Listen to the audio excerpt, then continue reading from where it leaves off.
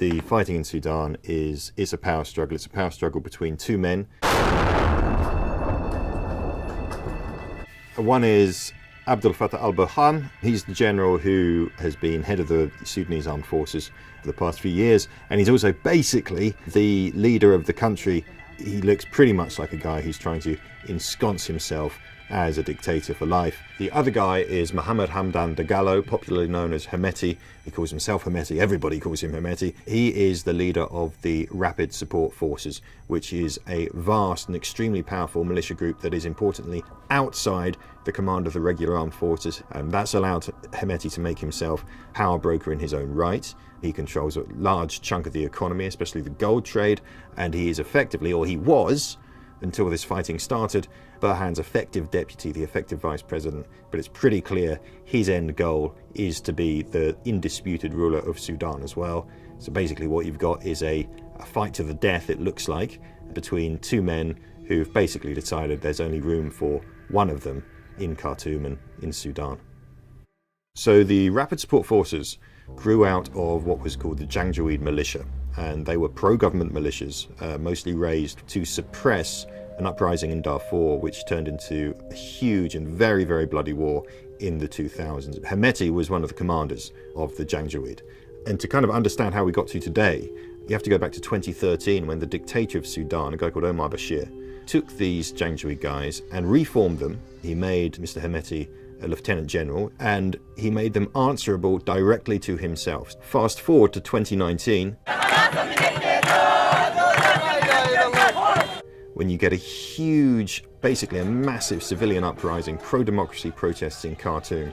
Hemeti did a deal with al-Burhan then. The army and the RSF backed the protesters.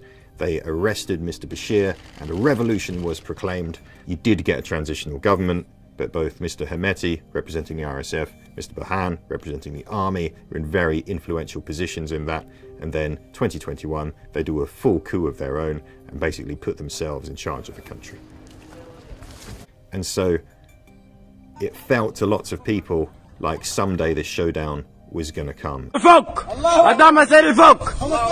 the trigger for conflict, it's a little bit complicated. The immediate trigger was this discussion of something that diplomats call security sector reform. Basically, security sector reform is how do you get the army out of politics and how do you defang the RSF. Now, part of this is that the RSF should be folded into the regular armed forces. The regular armed forces become led by a civilian government, like in any other country. General al-Burhan wanted that done quickly. He wanted them folded into the regular armed forces in 2 years. Hemeti said, no. It's a very big job, 10-year timetable. And as this dispute escalated, you began to see troops being moved around Khartoum. The army blamed the RSF for massing troops near an airbase near Khartoum. And then, bang, overnight on Friday, Saturday morning, the fighting began. Having conversations with people in Khartoum over the phone, there's no way to downplay the horror of what is happening. The reports are consistent as well. If you go out in the streets, you're quite likely to get shot. No one seems to care whether they're shooting at a civilian. The Rapid Support Forces in particular have begun taking over buildings, guys coming into houses, pointing machine guns at them, at the owners, the occupiers, the caretakers. A lot of reports actually of rape and sexual violence, so sheer lawlessness in the streets of Khartoum. And then you've got a huge amount of international diplomacy going on. You've got different states competing for influence in Sudan, and of course that's true. It's rich, it's got a lot of resources, it's in a really important part of Africa, and so Sudan is a great prize. Some people have talked a lot about Russia and Wagner.